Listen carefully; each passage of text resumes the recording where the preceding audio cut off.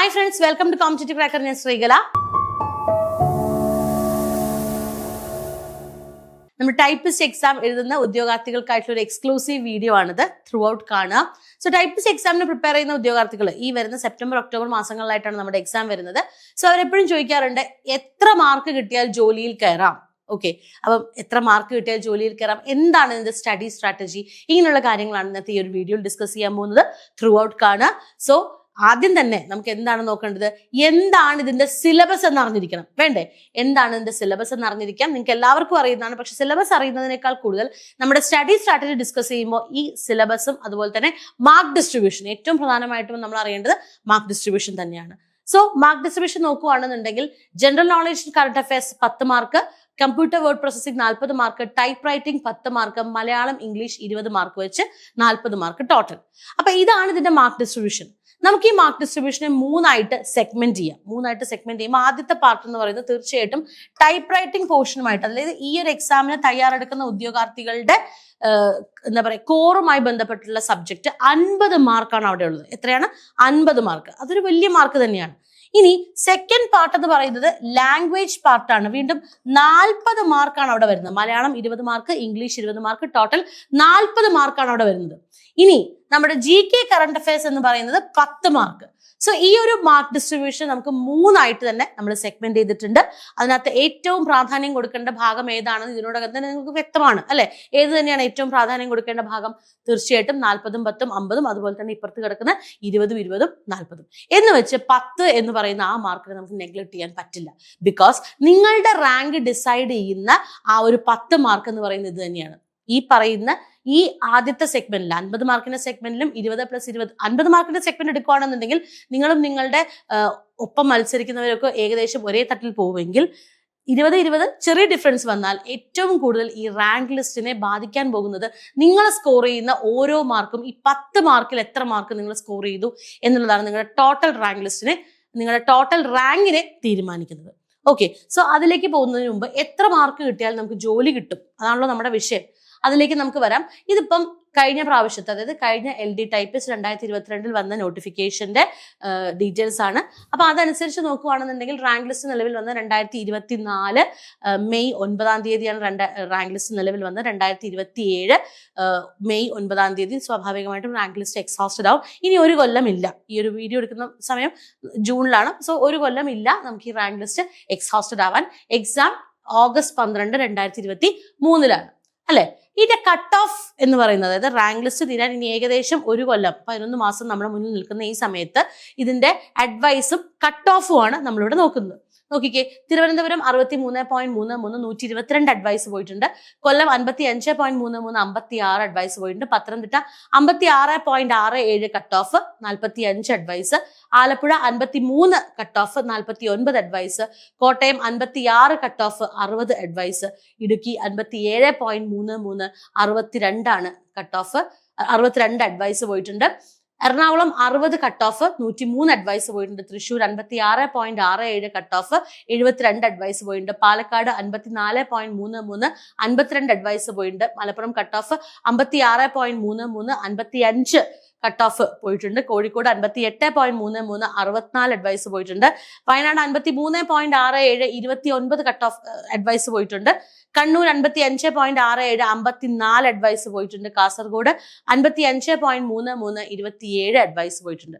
ഇവിടെ അഡ്വൈസ് പോയതൊക്കെ അവിടെ നിൽക്കട്ടെ, നമുക്കിതിന്റെ കട്ട് ഓഫ് റേഞ്ച് നമുക്കൊന്ന് തീരുമാനിക്കാം. കട്ട് ഓഫ് റേഞ്ച് നമുക്ക് തീരുമാനിക്കാം എന്ന് പറയുമ്പം ഏകദേശം ലോവസ്റ്റ് കട്ട് ഓഫ് വന്നിരിക്കുന്നത് 53-ലാണ് അല്ലെ? 53 ആണ് നമ്മുടെ ലീസ്റ്റ് കട്ട് ഓഫ്. ആലപ്പുഴ ജില്ലയിലാണ് വന്നിരിക്കുന്നത്. ഇനി ഹയസ്റ്റ് മാർക്ക് പോയിരിക്കുന്നത് സ്വാഭാവികമായിട്ടും എവിടെ തന്നെയാണ്? തിരുവനന്തപുരം ജില്ലയിലാണ് ഏറ്റവും കൂടുതൽ അഡ്വൈസ് പോയിട്ടുള്ളത്, അവിടെ തന്നെയാണ്. സോ 63.33 ആണ് അവിടുത്തെ കട്ട് ഓഫ് എന്ന് പറയുന്നത്. സോ നമ്മളുടെ കട്ട് ഓഫിന്റെ റേഞ്ച് 53-നും 63-നും ഇടയിൽ വരും. ഇനി അപ്പൊ അത് നോക്കിയാൽ നമുക്ക് ജോലി എത്ര മാർക്ക് കിട്ടിയാൽ ജോലി കിട്ടും എന്ന് പറയാൻ പറ്റില്ല. ഇത് റാങ്ക് ലിസ്റ്റ് കയറുന്ന മാർക്കാണ്. ഈ ഒരു കട്ട് ഓഫ് വെച്ച് നിങ്ങൾ അപ്ലൈ ചെയ്ത ജില്ലയിൽ ആവറേജ് നിങ്ങൾക്ക് എത്ര കട്ട് ഓഫ് വേണം, ഈ കിടക്കുന്ന കട്ട് ഓഫിനേക്കാൾ ഒരു മാക്സിമം ഒരു 5 മാർക്കൊന്നും പോവില്ല ഒരിക്കലും. നമുക്ക് സേഫ് സൈഡിന് 5 മാർക്ക് കിട്ടാൻ നമുക്ക് അവിടെ എന്ത് കിട്ടി? കട്ട് ഓഫ് നിങ്ങളുടെ ജില്ലയിലെ കിട്ടി. പക്ഷെ കട്ട് ഓഫിനേക്കാൾ ഉപരി എത്ര മാർക്ക് കിട്ടിയാൽ നമുക്ക് റാങ്ക് കിട്ടുമെന്നാണ് നമുക്ക് അറിയേണ്ടത് അല്ലെ? ഇപ്പൊ തിരുവനന്തപുരം ജില്ലയിൽ 63.33 എന്ന് പറഞ്ഞാൽ നമുക്ക് ആവറേജ് നമ്മൾ എത്ര മാർക്കിന് ഫോക്കസ് ചെയ്യണം? 75 മാർക്ക് എങ്കിലും നമുക്ക് ജോലി കിട്ടാൻ വേണം എന്നുള്ള രീതിയിൽ നമുക്ക് ചിന്തിക്കാം. 75 മുതൽ 80 മാർക്ക് വരെ ഉണ്ടെങ്കിൽ ഓക്കെ ഫൈൻ, 75 തന്നെ നമുക്ക് ഇവിടെ ടാർഗറ്റ് ചെയ്യാം. ഈ 75 കിട്ടാനായിട്ട് നമുക്ക് നമ്മളുടെ എന്തിലേക്ക് തിരിച്ചു വരാം? നമ്മുടെ ഈ ഒരു മാർക്ക് ഡിസ്ട്രിബ്യൂഷനിലേക്ക് തിരിച്ചു വരാം. അപ്പൊ നമ്മൾ ടാർഗറ്റ് ചെയ്യുന്നത് നമ്മുടെ ജില്ലയിലെ കട്ട് ഓഫിനെയല്ല, 75 മാർക്കിനെയാണ് നമ്മൾ ടാർഗറ്റ് ചെയ്യുന്നത്. ഇത് തീർച്ചയായിട്ടും നിങ്ങൾക്ക് നേടാൻ പറ്റുന്ന മാർക്ക് എന്ന് പറയുന്നത് ഈ 40+10 മാർക്കാണ്. പക്ഷെ ഇവിടെ കുറച്ചു പേര് പറയും ഞങ്ങളിത് എങ്ങനെയോ പാസ്സായതാണ്, നമുക്കത് അറിയില്ല. പക്ഷെ അങ്ങനെയല്ല. ഇത് പല കാര്യങ്ങളും നിങ്ങൾക്ക് തിയറട്ടിക്കലി അറിയില്ല എന്നുള്ളതായിരിക്കും. നിങ്ങൾ പലപ്പോഴും ഇത് ചെയ്ത് ശീലമുള്ളവരാണ്. നിങ്ങൾ കൃത്യമായിട്ട് ടൈപ്പ് ചെയ്ത് ശീലമുള്ളവരായിരിക്കും. വായിച്ച് കണക്ട് ചെയ്താൽ നിങ്ങൾക്ക് മനസ്സിലാക്കാവുന്ന കാര്യങ്ങൾ മാത്രമായിരിക്കും ഈ പറയുന്ന 40+10 മാർക്ക്. ഈ 40+10 50 മാർക്കിൽ നിങ്ങൾക്കൊരു 38 മാർക്ക് സ്കോർ ചെയ്യാൻ പറ്റി എന്ന് വിചാരിച്ചോളൂ. 38 മാർക്ക് സ്കോർ ചെയ്യാൻ പറ്റി. ബാക്കി കിടക്കുന്ന 40 മാർക്ക് ലാംഗ്വേജ് 40 മാർക്ക്. ലാംഗ്വേജ് അല്ലേ എന്ന് നമുക്ക് തീർച്ചയായിട്ടും ചിന്തിക്കാൻ പറ്റില്ല. ഞാൻ എടുക്കുന്ന വിഷയം ഇംഗ്ലീഷാണ്. ടൈപ്പ് റൈറ്റിംഗിൽ ടൈപ്പിസ്റ്റ് എക്സാംസിൽ ഞാനാണ് ഇംഗ്ലീഷ് ഇവിടെ അറ്റൻഡ് ചെയ്യുന്നത്. ടൈപ്പിസ്റ്റ് എക്സാംസിൽ ഇംഗ്ലീഷ് എടുക്കുന്ന ഒരു ഫാക്കൾട്ടിയാണ് ഞാൻ. സോ ഈ എക്സാമിന്റെ ഒരു സ്ട്രക്ചർ വെച്ച് പറയുകയാണെന്നുണ്ടെങ്കിൽ കേരളത്തിൽ ഇംഗ്ലീഷ് കാഠിന്യത്തോടു കൂടി ചോദിക്കുന്ന പരീക്ഷകളുടെ എണ്ണം എടുക്കുകയാണെന്നുണ്ട് എങ്കിൽ 2ാം സ്ഥാനത്ത് വരുന്ന ഒരു എക്സാമാണ് ടൈപ്പിസ്റ്റ് എക്സാം. ആദ്യത്തെ എക്സാം ഹൈക്കോർട്ട് അസിസ്റ്റന്റ് ആണ്. അവിടെ പിന്നെ ഇംഗ്ലീഷിന് 50 മാർക്കിന്റെ വെയിറ്റേജ് ഉണ്ട്, ഡിസ്ക്രിപ്റ്റീവ് ഉണ്ട്. സ്വാഭാവികമായിട്ടും അതിന് ടഫ്നെസ് കൂടും. അതിനുശേഷം PSC എക്സാംസ് എടുക്കുകയാണെന്നുണ്ട് എങ്കിൽ ഏറ്റവും അത്യാവശ്യം റേഞ്ചിൽ, ഏറ്റവും നല്ല റേഞ്ചിൽ ഇംഗ്ലീഷ് ക്വസ്റ്റ്യൻസ് വരുന്ന ഒരു എക്സാം ടൈപ്പ് റൈറ്റിംഗ് എക്സാം തന്നെയാണ്. ടൈപ്പിസ്റ്റ് എക്സാംസിന്റെ അല്ലെങ്കിൽ ടൈപ്പിസ്റ്റ് PSC എക്സാംസിന്റെ ഇംഗ്ലീഷ് ക്വസ്റ്റ്യൻസ് ആണ് നെക്സ്റ്റ് ടയറിൽ വരുന്നത്. ചില എക്സാംസ് വളരെ ഈസി ആയിട്ട് വരാറുണ്ട്. എന്നാൽ ചില എക്സാംസിൽ മറ്റുള്ള PSC എക്സാംസിൽ ചോദിക്കുന്നതിൽ നിന്നും വ്യത്യസ്തമായ ചോദ്യങ്ങൾ തീർച്ചയായിട്ടും അവിടെ ചോദിക്കാറുണ്ട്. സോ അവിടെ 20 40 മാർക്കിൽ നിങ്ങൾക്ക് അപ്രോക്സിമേറ്റ്ലി ഒരു 30 മാർക്ക് നിങ്ങൾക്ക് സ്കോർ ചെയ്യാൻ പറ്റിയാൽ, പറ്റണം, നിർബന്ധമായിട്ടും പറ്റണം അല്ലെ, 30 മാർക്ക് സ്കോർ ചെയ്യാൻ പറ്റണം. 30 മാർക്ക് സ്കോർ ചെയ്യാൻ പറ്റിയാൽ തന്നെ അവിടെ 68 മാർക്കായി. 68 പ്ലസ് ഒരു 7 മാർക്കാണ് നിങ്ങൾക്ക് ഇവിടെ വേണ്ടത്. തീർച്ചയായിട്ടും ഈ 7 മാർക്കും 10 മാർക്കിൽ നിന്ന് തന്നെ വേണമെന്നില്ല. നമ്മളുടെ സ്കിൽ അനുസരിച്ച് നമ്മൾ ഈ പറയുന്ന സ്ഥലങ്ങളിലെല്ലാം ഈ മാർക്ക് ഡിസ്ട്രിബ്യൂഷൻ വരുത്തും. എന്നാലും ഓൺ ആൻ ആവറേജ് 10ൽ 5 മാർക്ക് നമുക്ക് GK നേടാൻ സാധിക്കണം. അത് സാധിക്കില്ലേ? തീർച്ചയായിട്ടും സാധിക്കും. ഇവിടെ GK എന്ന് പറയുന്നത് വാസ്റ്റ് ആയിട്ടുള്ള ഒരു ഏരിയ ആണ്. കറണ്ട് അഫയേഴ്സ് GK എന്ന് പറഞ്ഞാൽ ഇങ്ങനെ പരന്നു കിടക്കുന്ന ഒരു ഏരിയ ആണ്. ഇംഗ്ലീഷും മലയാളവും എന്തുകൊണ്ടാണ് സുഖമായിട്ട് 30 മാർക്ക് നിങ്ങൾക്ക് സ്കോർ ചെയ്യാൻ പറ്റുമെന്ന് പറയുന്നത്? അത് ഇത്രയ്ക്കിത്രേ ഉള്ളൂ, ഇത്ര പഠിച്ചാൽ മതി. അതേപോലെയാണ് നിങ്ങളുടെ 40, 10, 50 മാർക്ക്. എന്നാൽ GKയിലേക്ക് വരുമ്പം വളരെ വാസ്റ്റ് ആണ്. ഈ വാസ്റ്റ് ആയിട്ടുള്ള ഏരിയനെ എങ്ങനെ പഠിക്കാം എന്നതാണ് അവിടുത്തെ ഏറ്റവും വലിയൊരു പോയിന്റ്. അത് കൃത്യമായിട്ട് ഈ ഒരു എക്സാമിന് കൈകാര്യം ചെയ്ത അധ്യാപകരോടൊപ്പം തന്നെ പഠിക്കുക എന്നുള്ളതാണ് ഇവിടുത്തെ ഏറ്റവും വലിയൊരു സൊല്യൂഷൻ. ആ 10 മാർക്ക് നിങ്ങൾക്ക് GK ചോദിക്കണമെങ്കിൽ 1000 മാർക്കിന് ഒക്കെ ചോദിക്കാനുള്ള GK നമുക്ക് PSCയിലുണ്ട്. പക്ഷെ അങ്ങനെയല്ല, നമുക്ക് അതിൽ നിന്നും പിക്ക് ചെയ്ത് 10 മാർക്കിലേക്ക് സിലബസിലേക്ക് ഒതുക്കി അതിന്റെ ഏറ്റവും പ്രാധാന്യത്തോടുകൂടി പഠിക്കണമെങ്കിൽ തീർച്ചയായിട്ടും കൃത്യമായിട്ടുള്ള മെന്റർഷിപ്പോട് കൂടി പഠിക്കാൻ പറ്റണം. അപ്പൊ നമ്മൾ വിചാരിക്കുന്നത് പോലെ 75 മാർക്ക് എന്ന് പറയുന്ന ടൈപ്പിസ്റ്റ് ഒട്ടും ഭയങ്കര ഒരു ഹൈ, ഒരിക്കലും ക്വാളിഫൈ ചെയ്യാൻ പറ്റാത്തൊരു മാർക്കല്ല. കൃത്യമായിട്ടുള്ള പഠന സ്ട്രാറ്റജി ഉപയോഗിച്ചാൽ നിങ്ങൾക്ക് ഈ പറയുന്ന മാർക്കിലേക്ക് എത്താൻ സാധിക്കുകയും ചെയ്യും, ജോലി കിട്ടാൻ എളുപ്പവുമാണ്. സോ ഈ 40, 10, 50 മാർക്ക് നിങ്ങളുടെ ഏരിയ ആണ്. പൊടി തട്ടിയെടുത്താൽ നിങ്ങൾക്ക് 38 മാർക്കൊന്നും അല്ല, സത്യം പറഞ്ഞാൽ 42 മാർക്കിനടുത്ത് സുഖമായിട്ട് സ്കോർ ചെയ്യാം.